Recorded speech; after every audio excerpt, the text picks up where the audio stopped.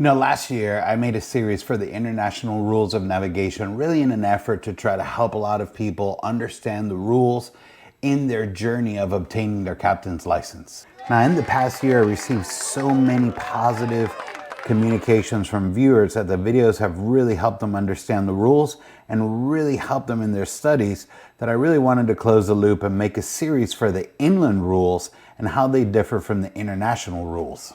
Most of the rules are exactly the same, but there are some that do have some differences. So in this series, what I'm going to do is go through the ones that have the differences, explain them to you in the hopes that you could better understand the inland rules, be better prepared for your captain's license test, and increase safe boating awareness. Now, if you haven't seen the series on the international rules, I highly recommend watching it because it covers every one of the rules in depth.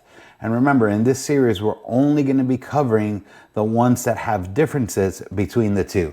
All right, so having said that, let's jump right in and start focusing on the areas that the inland rules apply to. All the rules within the inland navigation rules of the road apply to waters that are shoreward of the demarcation line. Now, this can be confusing for you, so let's go ahead and zoom into the chart and look for the demarcation line. When you zoom into the chart, you're going to notice the font is written in pink and it reads COLREGS Demarcation Line. This communication is always going to be written in pink on both the nautical charts and on your chart plotter or the GPS on your vessel. Now, in this example, the chart has lines with arrows pointing to the line. And you're going to notice that the arrows are pointing to the little gaps that are in between the islands on the chart. This is because all the water on the inside of that line falls under the inland rules.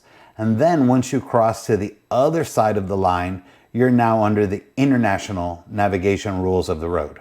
Now, besides the water shoreward of the demarcation line, the inland rules also impacts all of the western rivers and their tributaries within the United States. This map of the United States shows you the rivers that I'm referring to.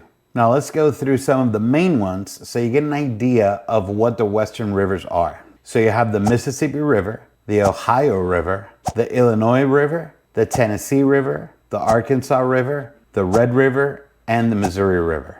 The inland rules also goes into the state of Louisiana. Louisiana is where the mouth of the Mississippi River flows into the Gulf of America, and it's a major shipping route for trade in and out of the United States. In Louisiana, the inland rules cover the Southwest Pass and the South Pass to the demarcation lines. Remember that once you're on the other side of the demarcation lines, the international navigation rules of the road are going to apply. Then the inland rules also cover the route from Port Allen to Morgan City, the Atchafalaya River, and the Old River.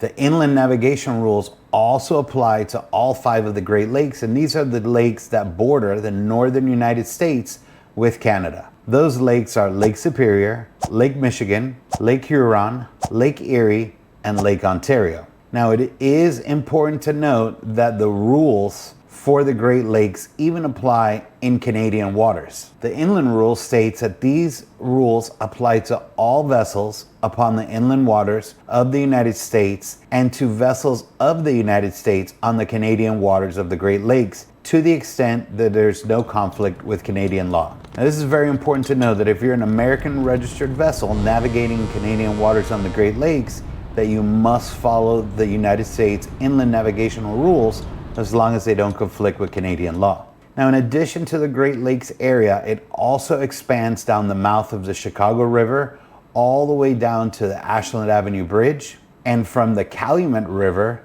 to the Thomas J. O'Brien Lock, and then on the far east in Lake Ontario on the St. Lawrence River all the way to the St. Lambert Lock. All right, so now you have a great understanding of the area that the inland rules apply to.